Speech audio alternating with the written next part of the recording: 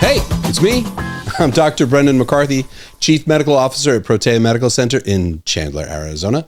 Thank you so much for tuning into my podcast. I start every podcast the same way.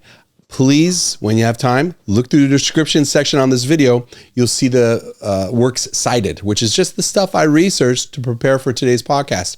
I believe an educated patient is the best patient. Strongly believe that. So when you have time, at your convenience, take a look at it. I spent a lot of time reading psychiatric journals for today's podcast. And I mean, I do read psychiatric journals. They're good stuff. It's just not my primary arena. But for this subject, I wanted to. We're going to talk about detoxing today because it's controversial and it's important. And why is it important? You know why it's important is because just Google detoxification and you'll see so many diet plans come up, so many people selling products. You see cleanses come up.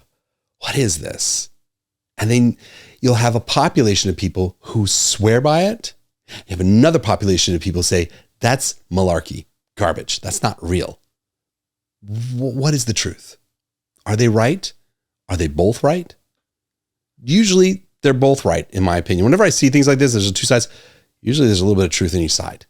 So what I'm going to try and do today's podcast, kind of tease that out and explain it, why it's right and why it's wrong. That's the thing about detoxing. So first thing I want to tell you is the question is is detoxification real? Yeah, it absolutely is. And you'll see doctors say there's no such thing as detoxification. If you ever have a doctor say there's no such thing as detoxification, remember this, or just put it in your phone just so you have that right there. It's called cytochrome P450. See, explain to me the concept of cytochrome P450. There's no such thing as detoxification, big guy. So that's the thing. Detoxification is real. It is important. We use it in medicine actually pretty frequently, or we should be using it frequently in medicine. And it's the idea that your body needs to eliminate things that don't belong. And if you don't, the metabolic waste builds up and it interferes with healthy metabolism. So detoxification is something that's regular and it's good. So why am I bringing this up? Why is it a conversation point? What's going on? The thing is that a lot of people will go at this with the concept that they're dirty. That's the psychiatric journal part of this that I researched and getting ready for this. And it's something I already knew. We already kind of know this, but let's really put a bow tie on it and make it look good and explain it out a little bit. A lot of times people will want to detoxify based upon an insecurity. And the idea is the promise of purification through toxin elimination, it's basically going after a sense of inner contamination. There's something contaminated in you. That's where there's a little bit of a problem, I think. Then there's the other people who want to detoxify, and those are the ones who went out on a bender. They went heavy drinking or heavy eating on a cruise ship. And those cleanses are different. There's good and bad to that one too. So I'll get into that. When it comes to, let me go back to the one where the person has that internal sense of contamination. When you have that internal sense of contamination, and a lot of times you have toxic relationships and toxic workplaces or toxic lifestyle, we externalize that toxicity into something in the environment around us. And we can externalize it to food, or we can externalize it to chemicals in the environment, or any one of those things. And people will try to eliminate that external thing and purify themselves of that thing in order to have a sense of purification from that internal issue. It's externalization. It's called splitting. Okay. They're trying to take something and correct this thing over here. By correcting this over here, it'll correct this here. That's not how medicine works. It's like, it's called mortification of the flesh. That's some Catholic upbringing right there. You beat your body up in order to purify yourself of your sins. It's the idea that you're going to harm yourself a little bit through purification, through deprivation, and that's going to somehow or another get rid of the internal contamination that you feel. So that kind of detox yeah, that's not quite right. It's the desire to detox is good and valid in that person. And that person does need help. That person has a toxic relationship. And if you think about it, sometimes we're in these hostile relationships, as abusive marriages or abusive workplace. We don't always want to admit it. We don't always want to look at it. We want to look at something else. So that's why people will do that. And it's important as a care provider, or if it's one of your friends, to understand that. The person who comes to you talking about they're going to do detox, and you see that, you'll know what I'm talking about when you see it. They don't need judgment. They need understanding.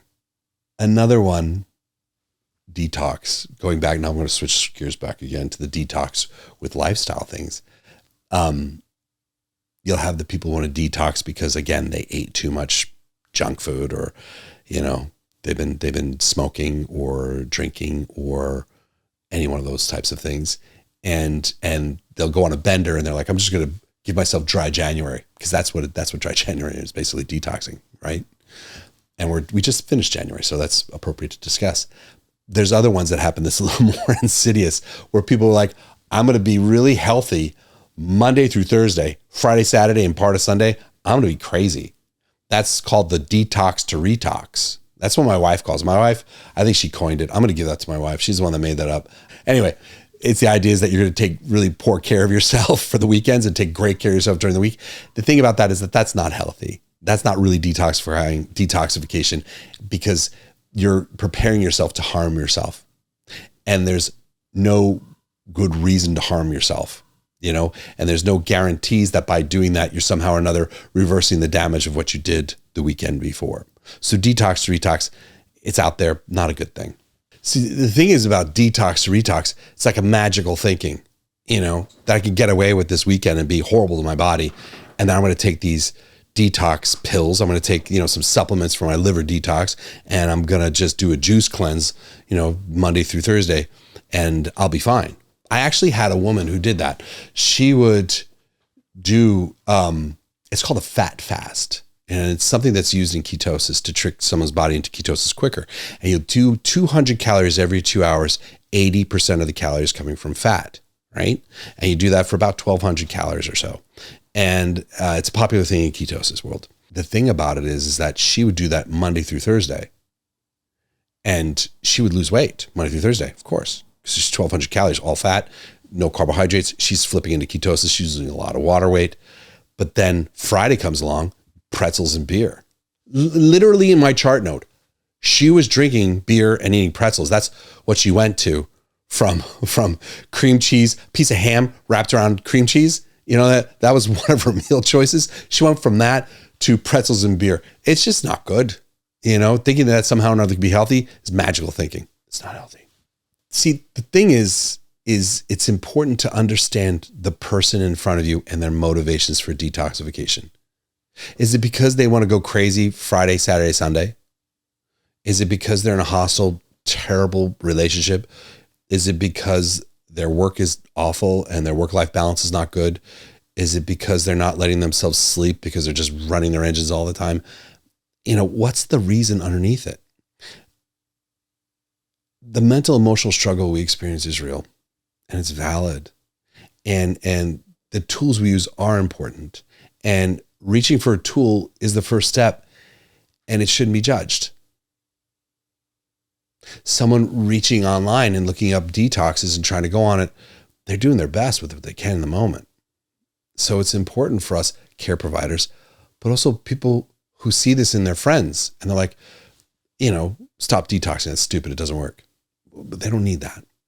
They need our understanding and compassion, and to see them where they are and to be present for them. What is a detox? A detox, I wrote this down the other day. I was sitting at lunch. I was like, I'm going to write this out. What is a detox? So I'm clear with it. So every time I ramble, I get in trouble with these things. I don't want to ramble. I write these slides for myself to stay on course, and I will follow them. But a few minutes after I start them, I'll just go start wandering around, just start talking crazy. But I want to read this so it's clear.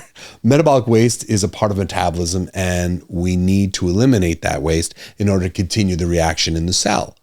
All right, that makes sense. The buildup of metabolic waste inhibits proper metabolism, and the metabolic waste inhibiting metabolism is toxicity. That's it. And removal is detoxification. That's it. That's it. That's basic detoxification. Another version of it is when we ingest external compounds that are not biologically compatible with our own body.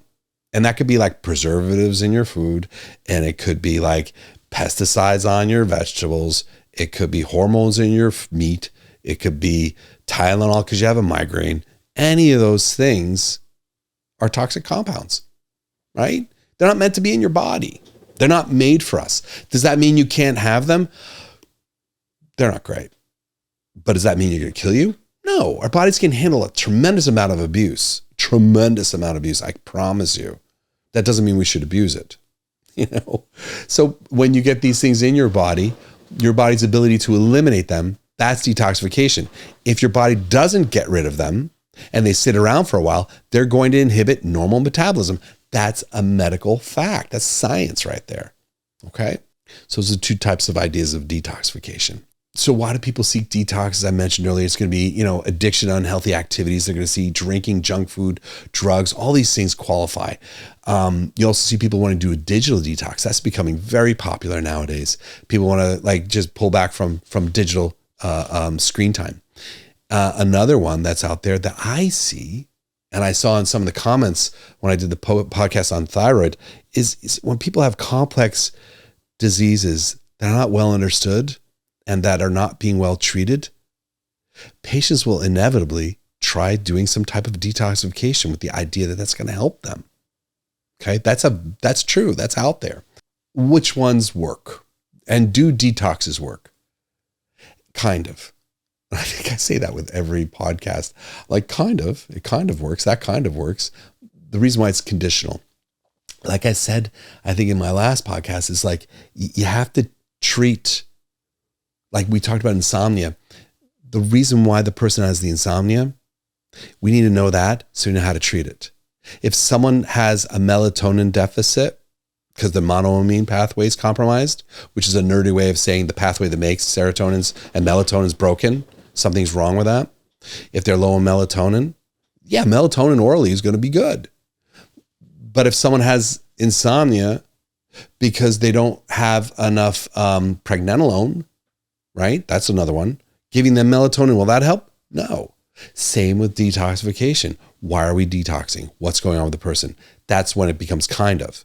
Because some detoxes, you can't, as I mentioned earlier, dietarily or using supplements or even medications, you can't detoxify a horrible, toxic marriage or a horrible, toxic boss.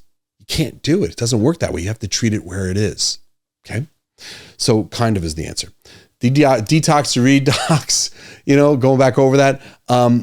You can't go out on the weekends and hammer garbage into your body and then expect that Monday through Thursdays, taking a bunch of supplements and doing some type of juice cleanse is going to fix it.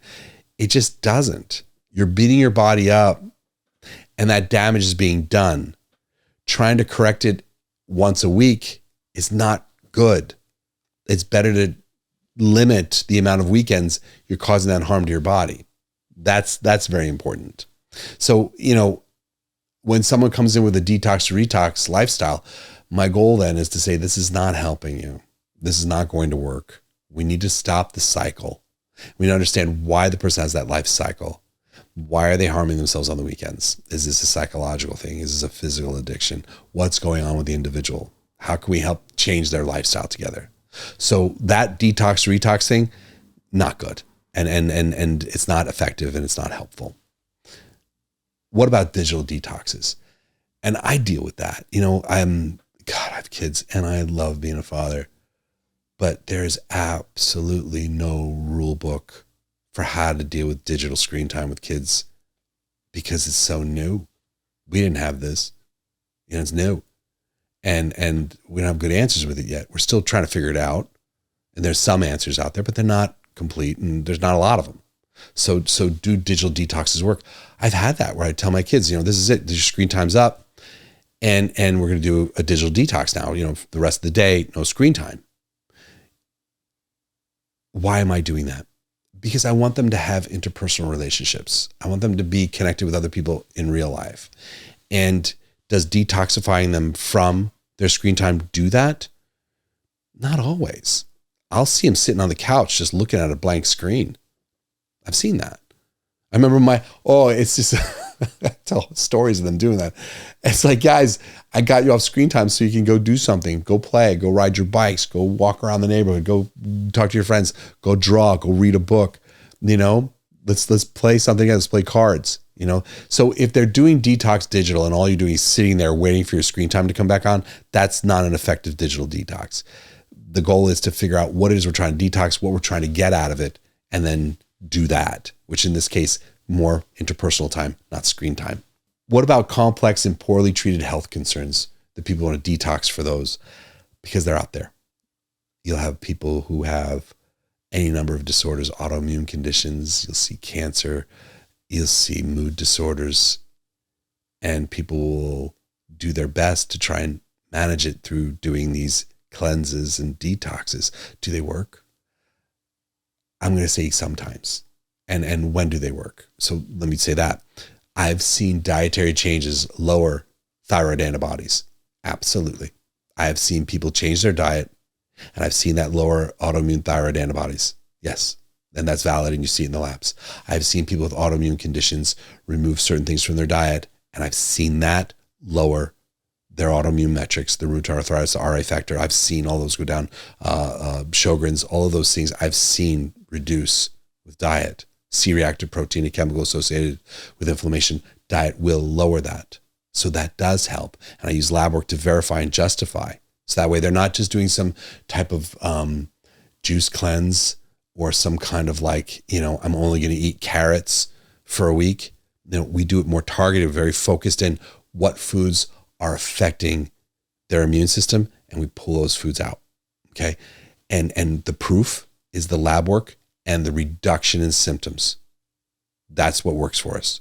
So complex diseases, yes, there are times when detox diets will work, but that's a far cry from the person who has an autoimmune condition and they want to do like a cabbage soup diet. That's not the same as me trying to figure out what foods are affecting their immune system that's causing them to have the autoimmunity or contribute to the autoimmunity. Okay. So there's being targeted with that diet. That does help. And I have seen that work. That can be effective. Only way knowing for sure is that partnership with your physician to run your labs before and after to verify. And that's what a good doctor does. That's what I do. That's what the doctors I work with, that's what we all do. That's what doctors are supposed to do. What about people with dealing with a dirty world? Because it's a dirty world. The podcasts I've done on the environmental impact on reproduction is just, it's true. BPA's, plastics are dangerous. We know that herbicides are dangerous. We know that a lot of these compounds, forever chemicals, PFAS, all these things are around us affecting us. Will a detox fix that and cleanse it? No, not always. It's better to take it out. The thing is, as I mentioned in a previous podcast, removing BPAs or bisphenol A, right, which is derived from plastics, removing that from your life will stop the progression of the damage already done. It doesn't reverse the damage. Detoxifying off of chemicals will oftentimes arrest the pathology, but it will not always reverse the pathology. Some things we can reverse pathology, sometimes we can't. So it's important to know what it is that we're detoxifying, why we're detoxifying, and then again, run labs, verify the effectiveness of what we're doing. And when it comes to that with detoxifying that way, there's a lot of things out there for chemical exposure and chemicals in the environment. People want to detox, and people will do fasts. When I see detox, I just mean taking the chemical out of your environment.